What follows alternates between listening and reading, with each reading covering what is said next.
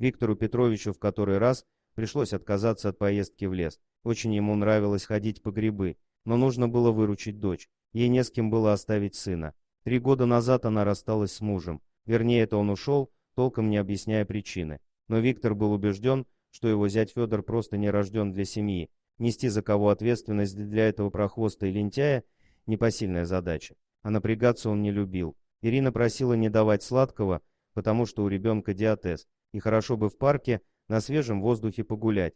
Виктор только смеялся в ответ. «Не я ли тебя такую умную воспитал? Что там бывший твой? Что-то не вижу я, чтобы он тебе алименты платил», — спросил Виктор у дочери. «Ай, пап», — махнула рукой Ира, передумала подавать. «Он не работает. Только нервы свои потрачу за эти жалкие гроши. Сама заработаю, нам хватает. Знаю, что заработаешь. Вон, до вечера позднего вкалываешь. Жаль, твоя мать нас рано покинула. Какая бы тебе помощь была?» — вздохнул отец. «Да, папочка, но и ты мне очень помогаешь. Вот что бы сейчас делала, когда садик на карантин закрыли. Только на тебя и надежда». Виктор был военным на пенсии. Проводить время с внуком ему нравилось. Да и мальчик всегда был рад остаться с дедом. У них всегда были от мамы свои мужские секретики. Вот и сейчас, стоило маме выйти, как дедушка сразу заговорщически ему подмигнул. «Ну что, Димка, за сладкой ватой? А щеки?» — на всякий случай спросил внук, хотя сразу согласился.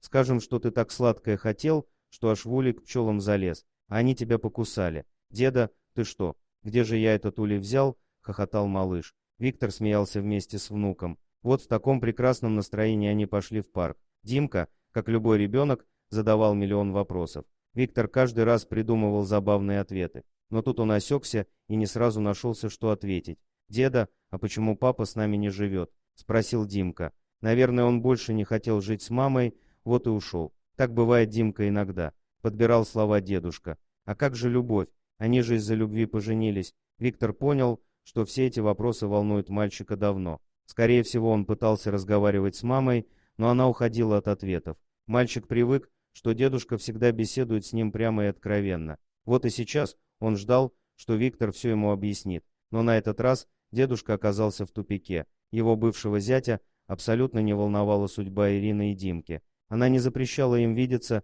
это Федор ни разу не попросил навестить сына. Да что там, он даже звонить не считал нужным. Мальчик по простоте душевной думал, что папа не приходит из-за того, что они с мамой друг на друга обижены. Как же сказать ребенку, что родители его совсем не любят? У него, наверное, работы много, вот и не приходит. Где там вата-то наша? Перевел он, наконец, тему. А сам думал, что нужно поговорить с дочерью. Это отвратительно, когда обливают грязью бывших супругов при детях. Но и в своей деликатности нужно знать меру. Если слишком обелять отцов, которые бросили своих детей и забыли о них, ради того, чтобы не травмировать психику ребенка, то за это можно дорого поплатиться. Когда-нибудь ребенок подумает, что эта мама была во всем виновата. Вот если бы не она, то его замечательный папа никогда бы не ушел. Димка оставил дедушку доедать липкое лакомство, а сам побежал на паровозике. Позвонила Ира. «Привет, пап, чем занимаетесь? Только честно, сладкое не лопали. Ну что, я маленький, что ли?» Не повел бровью Виктор Петрович. «Ирина, нам нужно поговорить, когда с работы придешь, обсудить кое-что». Вечером, после ужина, Ирина поинтересовалась у отца, о чем он хотел побеседовать. Виктор рассказал ей о своих переживаниях.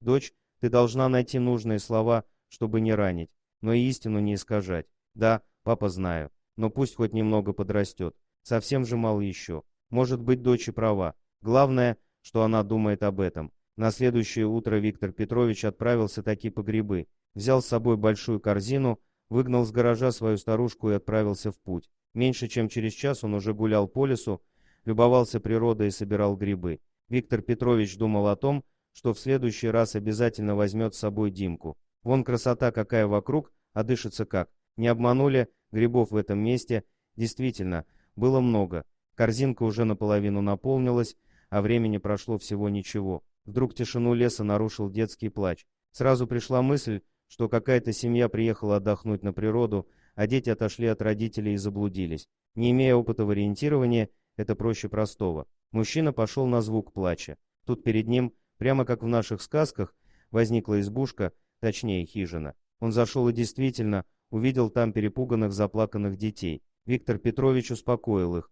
«Найдем мы ваших родителей, не ревите», — ласково сказал он. «Их не надо искать, они не в лесу. Мы тут недалеко в деревне живем. Мы просто ягоды поесть хотели и заблудились. Мы нечаянно», — все еще всхлипывали брат с сестрой. Виктор Петрович вспомнил, что видел маленькую деревушку по дороге. Дети во все глаза с тревогой смотрели в окошко. Они совсем не узнавали дорогу, но когда увидели дома, сразу повеселели. Добрый дядя нашел их дом, а их спаситель оторопел от того, каким ветхим и неухоженным выглядело жилище, в котором жили эти дети. Около дома стояли мать детей и участковый. Виктор отозвал мужчину в сторону. «Почему мать не смотрит за детьми? Проблемная она, что ли?» — спросил он. По интонации парень сразу понял, что разговаривает с бывшим военным. «Да нет», — вздохнул участковый, — «зашивается баба на двух работах. А вот муженек, жаль, тунеядство сейчас не уголовно наказуемо, я б его, а других законов он не нарушает. Не из порядочности, а из-за лени просто. Хотите взглянуть?» Он даже сейчас от дивана не оторвался, когда по его вине дети потерялись. Они вошли внутрь. Хозяин дома, если можно его так назвать, и правда валялся на диване. Перед Виктором Петровичем был обрюзгший, растолстевший, неряшливо одетый его бывший зять Федор. Дед вышел из дома, пока тот его не увидел. Он шел в машину, качая головой. Нет, теперь уж он знает точно. С таким папой Димке видеться совсем ни к чему. Дорогие друзья, если вам понравилось видео, поставьте лайк, а также подписывайтесь на канал, где найдете еще много интересного.